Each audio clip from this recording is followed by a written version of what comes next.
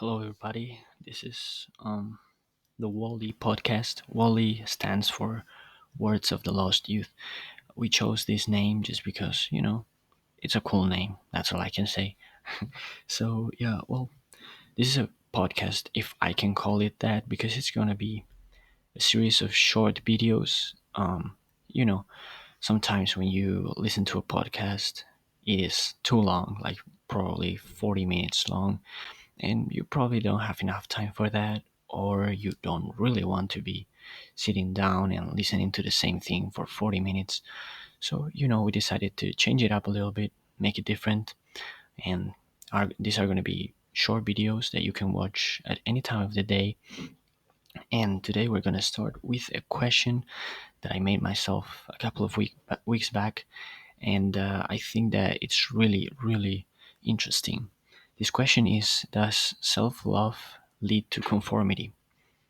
I would like to know your opinions in the comments below, but I'm going to give mine and an explanation to what I mean by that question. What I mean is, sometimes we live in a society, you know, that prices self love a lot, which is something good. I don't mean to say is something bad. Um, but sometimes that culture of self love and self acceptance can lead to conformity in the sense of, you can justify a lack of empathy or certain toxic behaviors by saying, this is who I am, this is what I do, and you can't change me because, you know, I love myself. And if you try to change me or those behaviors, even though they are toxic or they are compromising my health or somebody else's health, if you try to change me, you don't accept me for who I am.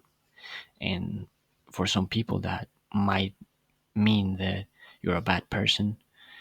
It's something that we don't talk about enough. It's like, everybody should be able to love themselves and everybody should be able to accept and show who they are. But at the same time, that does not mean that if you're doing something bad or, you are compromising your health or somebody else's health, you should be accepted or those behaviors should be accepted. To put an example, because it has happened to me, it happens to everybody when you behave a certain way or do a certain thing that for you is not bad necessarily, and you justify it by saying, well, this is who I am, but someone else brings it to your attention that what you're doing is not right. It has happened to me in the way of being kind of selfish, and saying, well, nobody else cares about me, but I care about me, so I just do it. I'm selfish because that's who I am, and I love myself, and I should treat myself right. And if that means being selfish, then I'm gonna do it. But if you think about it, by doing that, you're not only compromising your, well, not your health in this case, but your mental health. You are compromising your relationships with other people by being selfish in this case, or whatever toxic trait that you are displaying. And I was being selfish because I thought that that was showing self love. And my girlfriend told me, or yeah, that certain behaviors that I was having were not necessarily good for me or for anybody for that matter.